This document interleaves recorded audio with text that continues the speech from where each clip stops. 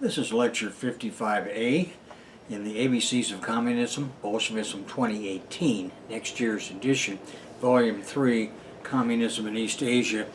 Our subject today is primitive communism to the chiefdom transition in China. Now, we'll begin with the stage of hunting and gathering bands, discussing causality and process, and particularly interesting in this particular case is that we have Homo erectus in the lower Paleolithic, not just Homo sapiens. Homo erectus probably formed old worldwide in the lower Paleolithic of the early and middle Pleistocene. Why do I say that? Because as we discussed at the start of Volume 1, the driving cause for human intercontinental migration had been the need to maintain unity by decreasing centrifugal forces of envy, jealousy, and coveting.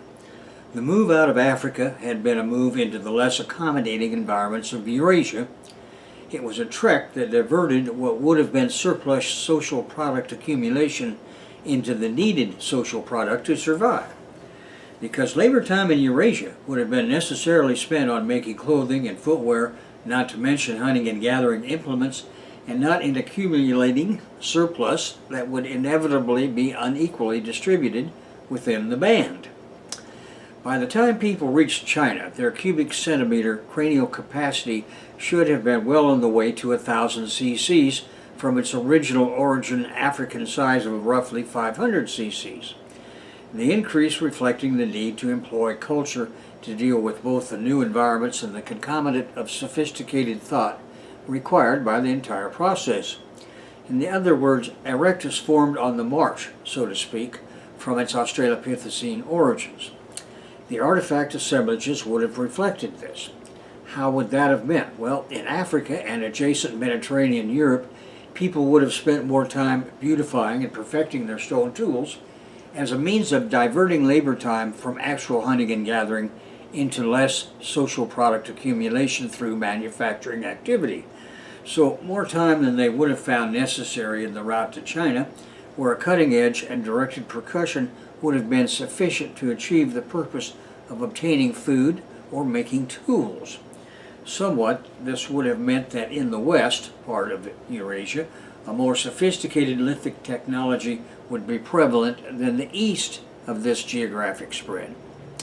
Now, taking a look at the archaeological evidence in the sites of Homo erectus, lower Paleolithic in China, we have one at 2 million years ago in the Bos Basin of Guangxi, another at 1,900,000 BP in He County, Anhui Province, China, under the jurisdiction of Manshan, another at 1,800 BP in the Shishoudu Shanxi Province of China, and another yet at 1,700,000 BP in Wanmo County, Chuzhong-Yi Autonomous Prefecture of Yunnan Province in China. And finally, we have one in 1,360,000 BP in the Zhouchangliang Nihewan Basin in Yangwang County of Hebei, China. Now, what about Paleolithic Homo sapiens? The Zhuchang skulls excavated in 2007 and 2014, which we will discuss below in this chronological explication of the Chinese Paleolithic archaeology, effectively challenged the reactionary view of the anti-communist bigot Rupert Murdoch.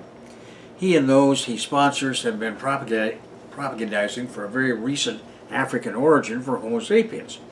Since Murdoch bought National Geographic magazine, he has turned it into an organ to propagate this false anti-science thesis.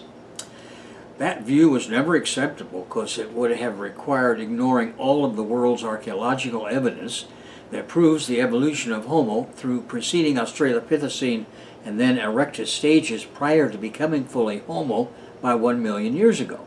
These are the three grades or stages of Homo's physical evolution based on cubic centimeter cranial capacity.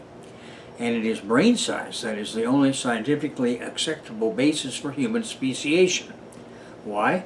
Because it is Homo sociocultural evolution that natural selection is acting to behoove.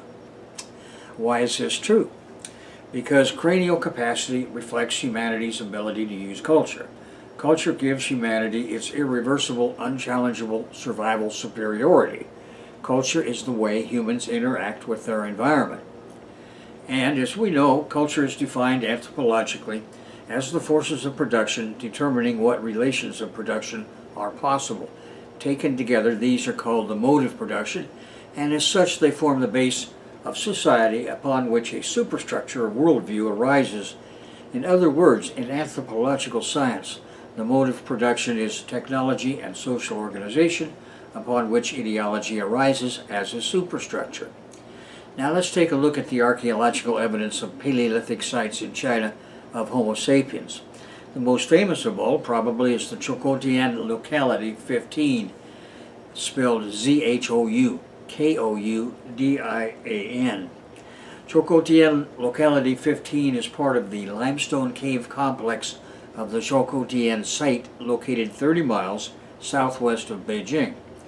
The locality was discovered in 1932, excavated from 1935 to 1937, and today its cultural horizons date from 700,000 years ago to 470,000 BP. And everything since a million years ago is Homo sapiens.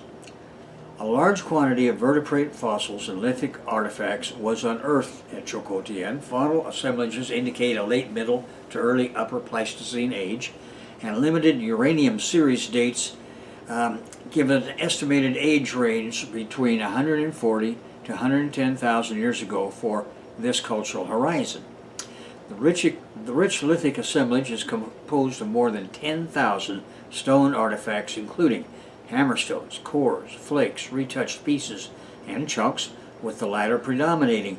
Hammer percussion was the principal flaking strategy, but bipolar flaking was also employed frequently, which made the assemblage unique in the Chinese late early Paleolithic, and it was also employed frequently, which made the assemblage unique, and a clear successor of the earlier Peking man industry known from Choukoutian locality 1. In addition to the simple cores, regular discoid cores and heavily reduced polyhedral cores were also present, testifying to sophisticated fashion of core reduction. The retouched tools are mostly side scrapers.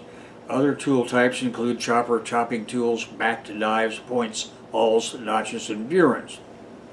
The tools are mostly fabricated on flakes and are small in size, but the few pieces of backed knives or cleavers are large and distinctive.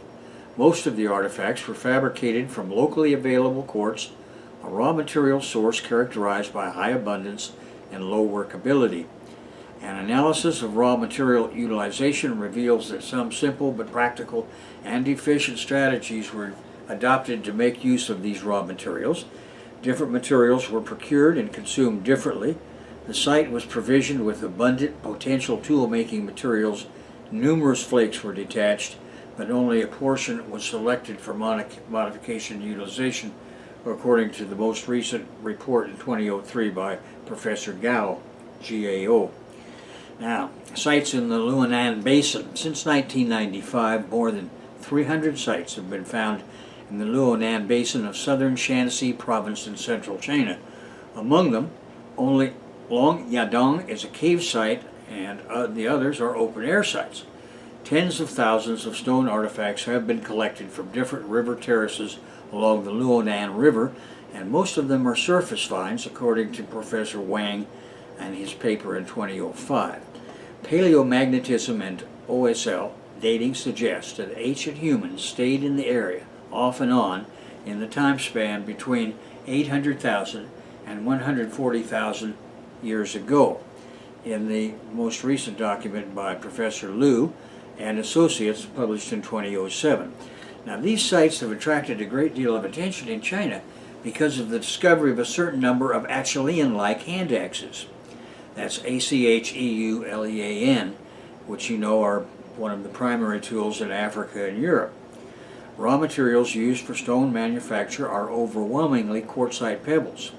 Such a toolkit is unique in central southern China's pebble tool zone, in which simple and large chopping tools dominated the industries throughout the Paleolithic. Recent excavation and chronometric dating suggest that some of the present challenges to the study of Paleolithic human adaptation, migration, interaction, or convergent cultural development may be correct. Jigongshan is a site situated in the Jiangzhou district of Hubei province along the Yangtze River. It was discovered in 1984, excavated in 1992. Numerous lithic materials were unearthed from two cultural horizons at the site. The lower horizon was estimated to be the Upper Pleistocene and the upper horizon of the late Upper Pleistocene. Simple cores, flakes, and chunks dominated lithic assemblages from the two horizons. Most of the tools from the lower horizon were made of pebbles and heavy-duty tools such as picks and chopping tools, and they make up the large majority of the assemblage. Tools from the upper horizon were mostly made on flakes, and most of them are small, irregular scrapers. According to a report published in 2001 by Professors Liu and Wang, Lieu, the living floor with the circular structure there was composed of pebbles, and artifacts were identified from the lower cultural horizon. At the site of Dali, D-A-L-I, which is an open-air site dating from 380,000 years ago to 140,000 BP, discovered in 1978 in Shanxi province, North China. The dates were obtained by uranium series and electron spin analysis, according to a 1984 and 2001 report. I give the full references in the text. It is best known for the presence of an archaic Homo sapiens skull, according to Professor Wu in 2009. Faunal remains and 564 stone tool artifacts were collected from sandy deposits. Core reduction of the site was by bipolar hammer percussion, and most of the lithic artifacts were very small side scrapers, points, burins, and drills produced from quartzite, flint, and quartz materials. Retouch on these pieces is very simple and casual, and some of them were heavily worn and difficult to study typologically and technologically. Now, at the site of Jinyushan, a cave complex site located near Yingkou City in Liaoning province of northeast China, there are several chronometric tests that have been applied to human fossil and artifact-bearing horizons, and the ages procured are running from 300 to 230,000 BP on one level, then 228,000 BP above it, and finally 187,000 BP above that, according to Professors Chen, Yang, and Wu in their 1994 paper, references in the text. This site was discovered in 1974 and excavated in the 1980s, according to Professor Liu in his 2004 paper. The excavations resulted in the discovery of a partial skeleton of archaic Homo sapiens, numerous mammalian fossils, and stone artifacts. A few hearths covered by rocks, believed to be evidence of fire preservation, along with burnt materials, were also unearthed. Only a part of the unearthed materials has been analyzed and published, but according to the available information, the stone tool assemblage includes simple cores, flakes, scrapers, points, and burins. Core reduction was by bipolar hammer percussion without core preparation, and side scrapers dominate the tool kit, with retouch on them is simple and casual. Most artifacts are small and vary in size and morphology, and some chipped stone tools were produced and used. Now, at the Dingkun site complex in Shanxi province of North China, which was originally discovered in 1953, the site is now known to be made up of a dozen separate open-air localities, and several excavations have been carried out at the site since then. A parietal skull and some isolated teeth of archaic Homo sapiens and a large quantity of vertebrate fossils and stone tool artifacts were collected. Uranium series dates, lithostratigraphic and biostratigraphic reconstructions indicate an age range for Dingkun between 260,000 and 107,000 BP for the different levels of cultural remains. For a long time, the rich lithic collection from the site has been the center of discussion and debate in Paleolithic research in China. Jia dominated Dingkun as the representative site of the large chopping tool and triangular point tradition of North China, for most of the artifacts were considered to be large ones, and some of them exhibited distinctive typological and technological features. Professor Wang put forward the notion that many large pointed tools in the assemblage were hand axes. Therefore, Dingkun was the center of a hand axe zone along the Fen and Wei rivers in North China, according to Professor Wang in his 1989 paper. However, close examination of the collections reveal that the assemblages are dominated by small flake tools, mainly side scrapers and points, not large pebble tools, and there are no real hand axes from the site, according to the 2011 publication of Professor Gao. Still, the Dingkun industry shows some special characteristics within the flake tool techno-complex in China in that core reduction, even though still through simple hard hammer percussion and possible anvil technique, seems to be more sophisticated, and many large and regular flakes and tools were produced that were not previously recognized. Some large well-made triangular picks made on flakes with unique morphology, as well as chopping tools and spheroid tools were also present. A major reason for the uniqueness of the Dingkun industry might be the exploitation of high-quality dark hornfels rock available in nearby riverbeds. And now we come to the Miao Hushan site. In 2007, Homo sapiens fossil fragments, artifacts of mammal fossils, were reported as dating between 250,000 and 140,000 BP, Miao Hushan Cave. The dates obtained from ash and burned material from several cultural layers. This site is situated near Benxi City in Liaoning Province in northeast China. It was discovered in 1968 and excavated in 78, 79, and 80. There are 64 stone tool artifacts including simple cores, flakes, and retouched pieces. Direct hammer percussion was used as the principal method of core reduction. Some core preparation is noted. Artifacts vary greatly in size, morphology, and sophistication, meaning that side scrapers are the dominant tools and most of them are small, while chopping tools take the second position, and some of them are quite large.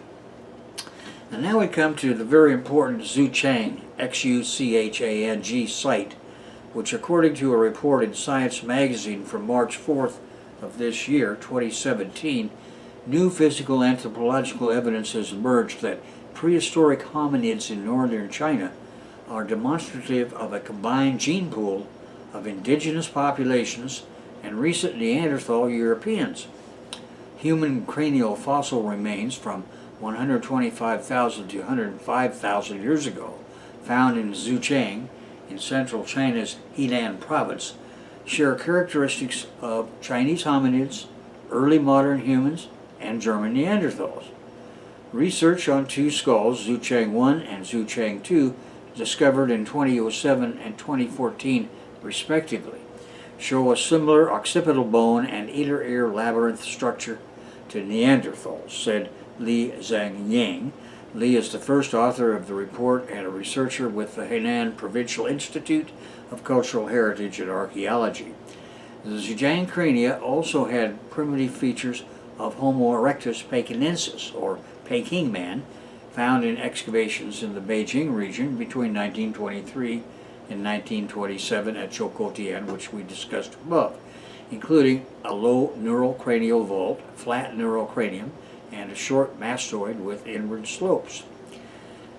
He says, the Xuchang humans lived between Peking man, about 200 and 700,000 years ago in their total spread, and early modern humans in North China that date about 40,000 years ago, proving continuity of human evolution in North China, said Professor Li. Li said that Xuchang 1 has features of early modern humans and was very likely a direct ancestor of modern northern Chinese. Xuchang, located to the north of the Huai River, is geographically in North China. There is a firm consensus on the African origin of our species, but there are competing views in paleoanthropology about the origin of extant modern humans, or Homo sapiens, the African view and the multi-regional view. Neanderthals thrived in Europe, northern Africa, and western Asia between 30,000 and 130,000 years ago, according to Li. Now, it is the first time, he says, that fossils bearing characteristics of the Neanderthals have been found in East Asia. Li led a 12-year excavation in Xuchang, The Zhejiang crania will influence research on the origin of modern humans, said Eric Trinkaus, co-author of the report, and a professor with Washington State University in St. Louis. 2 years ago, Professor Li formed an international team working on the Zhejiang fossils with scientists from the Chinese Academy of Sciences, Peking University, East China Normal University, and Washington University in St. Louis. Researchers used CT scanning and 3D technology to make comparisons with human fossils found in other parts of the world. And now we come to the Zhuqiao site, which is a fluvial lacustrine open-air site located in the western margin of the Nihiwan Basin in Hebei province of North China. And the references are given in the text. It was excavated 3 times in the late 70s and has been excavated more in recent years. Some fragmental archaic Homo sapiens fossils have been found, along with an array of vertebrate fossils and Paleolithic stone materials.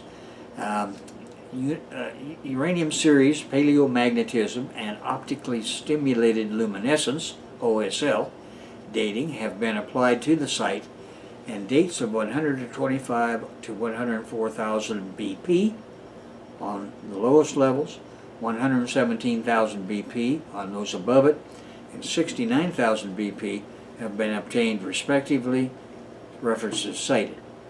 A recent study of 1,765 stone tool artifacts unearthed in 1977 indicates that the assemblage includes cores, flakes, retouched pieces, chunks, and debris, according to Professors Ma, Pei, and Gao in their 2011 report. Raw materials were mainly quartzite and quartz pebbles selected from nearby riverbeds. Simple hammer percussion was used for core reduction, and a certain number of discoid and polyhedral cores were left behind. About half of the retouched pieces are small side scrapers made on flake blanks and spheroids that constitute more than 27% of the assemblage, which is quite distinctive. Other tool types include point, notch, denticulate, chopping tools, burins, and drill tools. Some bone tools were also recognized in previous studies. Because of the high density of equid and rhinoceros bones in artifacts, that is, horse and rhinoceros bones in artifacts, particularly stone spheroids and bone tools, Zhuqiao was interpreted as a horse kill site. And now we come to the site of Lingjing, an open-air site with OSL dates and biostratigraphic data giving an age of 110,000 to 80,000 BP for the Paleolithic horizon. This site is located near Zhuqiang City, Henan Province in central China. The site was found in 1965 and recently excavated. A broken skull cap of Homo sapiens was unearthed in association with a large quantity of mammalian fossil fragments and thousands of stone tools. The lithic assemblage is dominated by small side scrapers, points, and drills made of veined quartz flakes, but some heavy-duty chopping tools and picks made of quartzite blanks are also present. Core reduction and tool manufacture are normal. Pointed bone tools have used wear that proves some were used for drilling, penetrating, and scraping animal substances, and others were hafted for use, that is, handles were put on them, according to Professors Li and Chen in their 2010 paper. A study of mortality profiles of the large herbivores from the site shows that the accumulation of many mammal bones fragments was the result of human hunting and butchering of aurochs, that's cows. Both primigenius and horses, Equus cabalus, are the major prey species. The age of the individual animals proves that they were specifically selected. The hunters were fully effective at hunting large prey species, such as cows and horses. More than 20 Paleolithic sites have been discovered and excavated in the Three Gorges regions, which is Sanxia, S-A-N-X-I-A, in Chinese, in Chongqing municipal city of central China in the past 2 decades, and some sites have been dated to the time span of 140,000 to 70,000 years ago, such as Jingshui Wan, and I've given the references. Lithic artifacts from these sites are typical of the pebble tool industries that prevailed in southern and central China during the entire Pleistocene. Assemblages are dominated overwhelmingly by large chopping tools and picks made of pebbles. Only a small portion of the tools was fabricated on flake planks. Raw materials exploited are mostly quartzite and quartzite sandstone. Core reduction was by direct hammer percussion and a kind of special throw and collision method. Only simple cores and flakes were produced. Retouch of tools was simple and casual.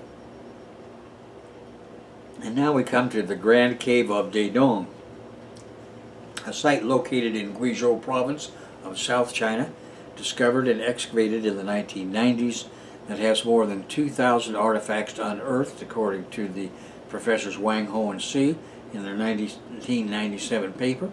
And the age of human occupation of the site runs from 260,000 to 142,000 BP, references cited. Raw materials exploited are mostly small flint nodules. Core reduction was by hard hammer percussion. A few level wall-like flakes are reported. That's important. The assemblage is dominated by small flake tools, including side scrapers, drills, notches, denticulates, and end scrapers. A few pieces of rhinoceros teeth were identified as modified into scraping tools. And the reason I say that these level wall flakes are important is because at one time, for example, when I first started out in archaeology, it was claimed that this Lavoisian technique was isolated to the western part of Eurasia. Now we know that that's not correct. Now we come to the Guanyindong cave site, which is also located in Guizhou province of South China, discovered and excavated in the 1960s. Chronometric dating now places the lower horizons at 250,000 to 180,000 BP, and those above it to 140,000 to 50,000 BP, and finally the youngest upper horizon at younger than 40,000 BP, according to Shen and Jin in their 92 paper. Now, more than 3,000 stone artifacts and numerous animal fossils were unearthed from 2 depositional units there. Now, stone tool raw materials exploited are locally available flints. Direct hard hammer percussion was used for core reduction and retouched, and again a few level wall-like flakes were identified. A rich variety of tool types were recognized from the assemblage, including side scrapers, end scrapers, notches, denticulates, points, drills, burins, and chopping tools. Most of them are small flake tools.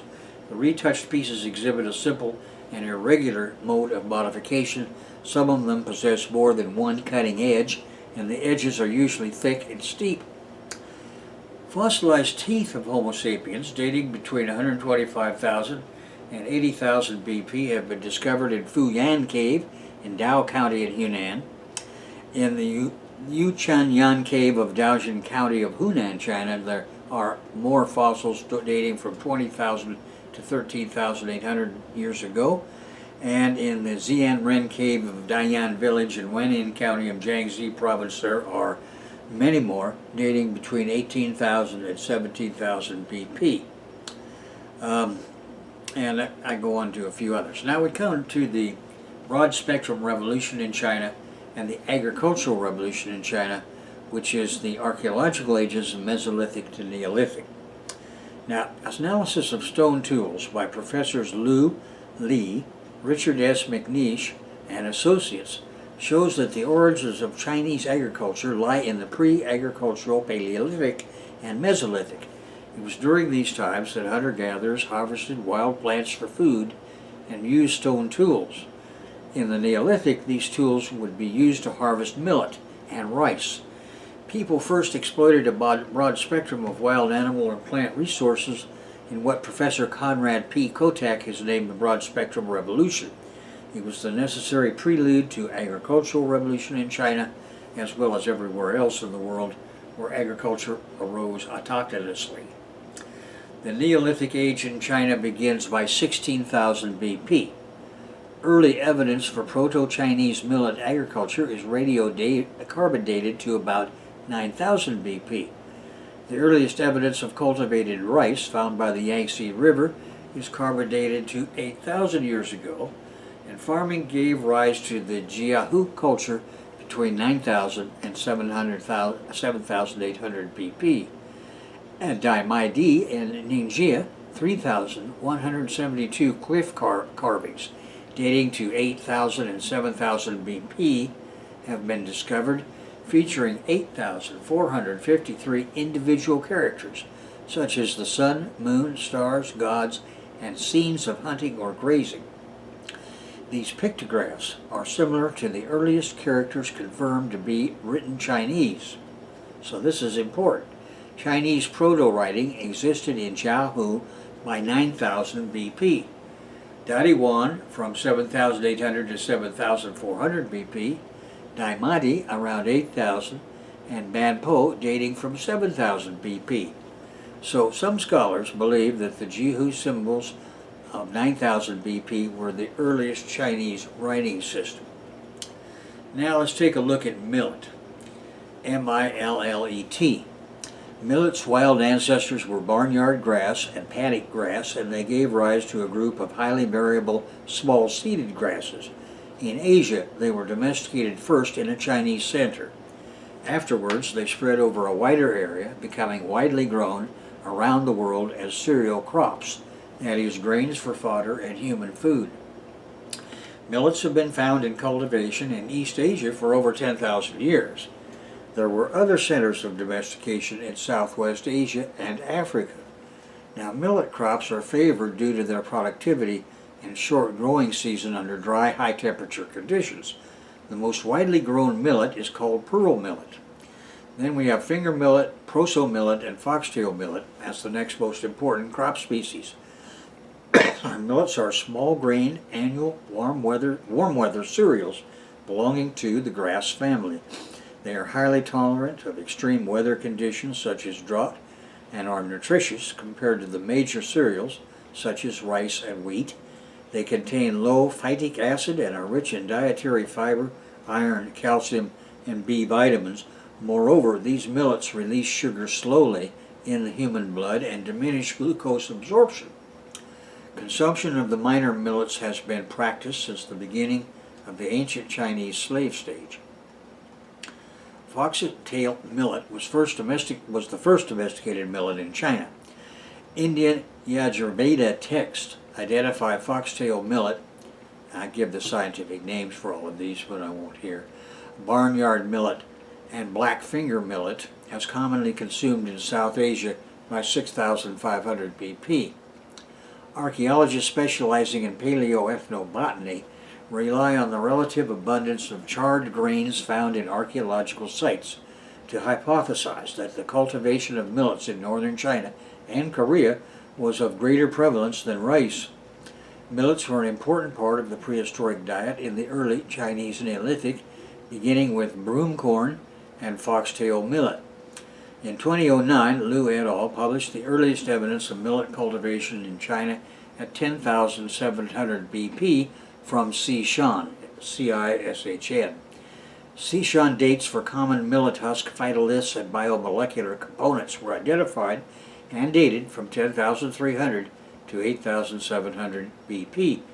These were excavated in storage pits of pit houses in association with pottery and stone tools related to millet cultivation, and I give the full references there.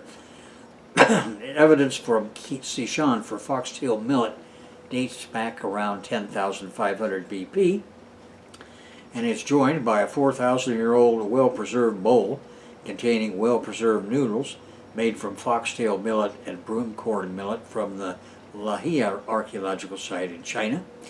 Paleoethnobotanists have evidence of the spread of the cultivation of millet in the Korean peninsula dating to the Middle Jewel Moon pottery period, which is between 3,500 and 2000 BC. In Korea, millet continued as an important element in the intensive multi-cropping agriculture of the Mumun pottery period from about 3,500 to 2,300 BP. Millets and their wild ancestors such as barnyard grass and paddock grass were also cultivated in Japan during the Jomon period sometime after 8,000 BP. Asian varieties of millet made their way from China to the Black Sea region of Europe by 7000 BP. The cultivation of common millet as the earliest dry crop in East Asia was due to its drought resistance that helped it spread. Research on millets today is conducted at the International Crops Research Institute for the Semi-Arid Tropics in Telangana, India, and by the USDA ARS at Tifton, Georgia, USA. And remains of domesticated millet have been found in northern China at Xinglonggu, Yuzhang, Dadiwan, Xishan, and several Peilingang sites. These sites cover a period over 8,250 to 7,050 BP, and then I give the full references. The amount of domesticated millet eaten at these sites was proportionally quite low compared to other plants. At Xinglonggu, millet made up only 15% of all plant remains between 8,200 and 7,400 years ago. That ratio changed to 99% by 1,550 years ago. Experiments have shown that millet requires very little human intervention to grow. Now, millet in the autochthonous African plant domestication zone is worthy of mention because we know that the wild ancestors of pearl millet also grew in the Sahel region of West Africa. There is early evidence of an autochthonous plant domestication region there. That is, and there is also evidence for the cultivation of pearl millet in Mali, Africa, that dates back to 4,500 BP and is part of that same zone that spreads clear across Africa at that latitude.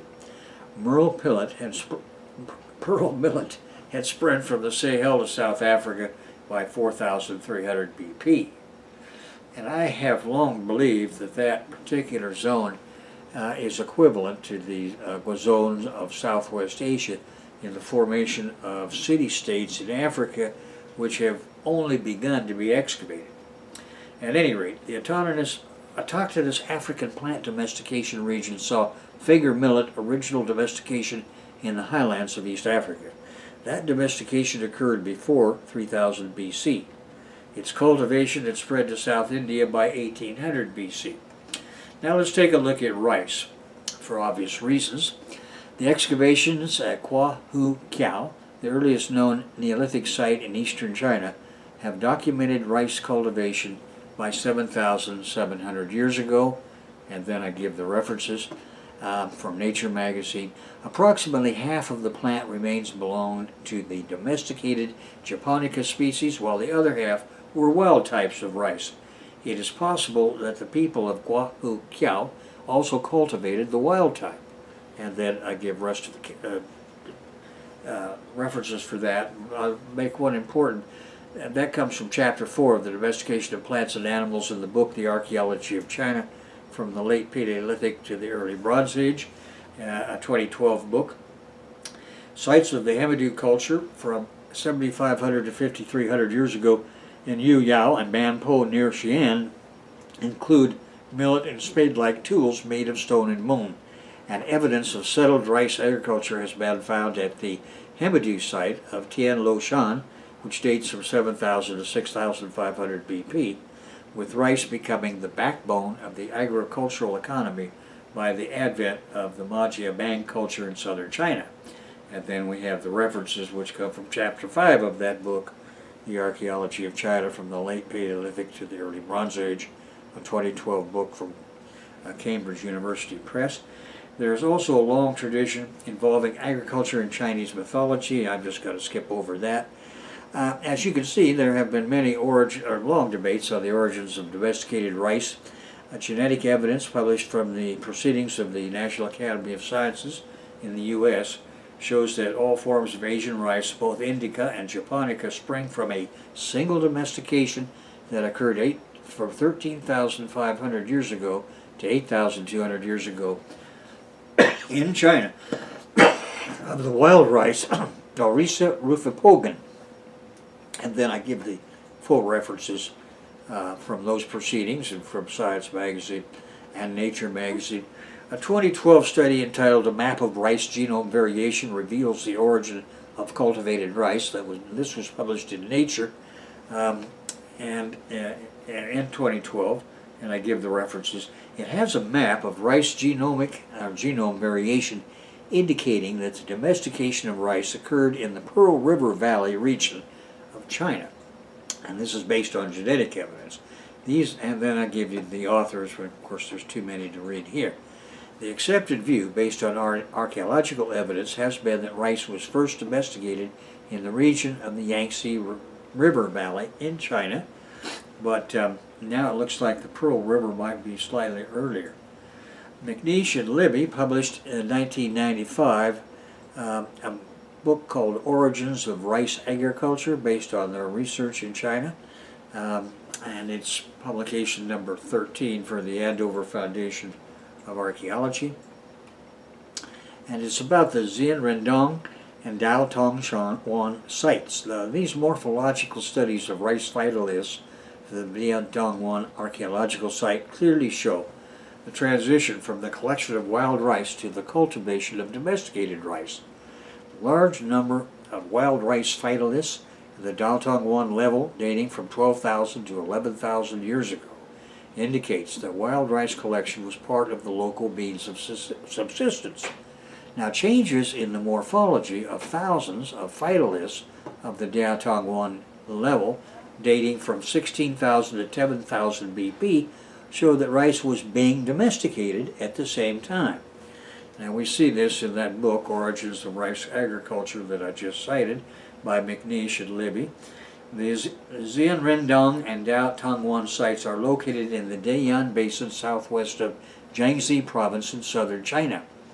And in 1993 and 1995, joint excavations by McNeish and his Andover Foundation for Archaeological Research and the Department of Archaeology of Peking University yielded early Neolithic artifacts. These are in association with thousands of phytoliths that show progressive domestication of rice beginning 16,000 BP and continuing through 10,000 BP. And you can see the full reports from Professor Zhang Qi at the Department of Archaeology, Peking, and McNeish from the Andover Foundation.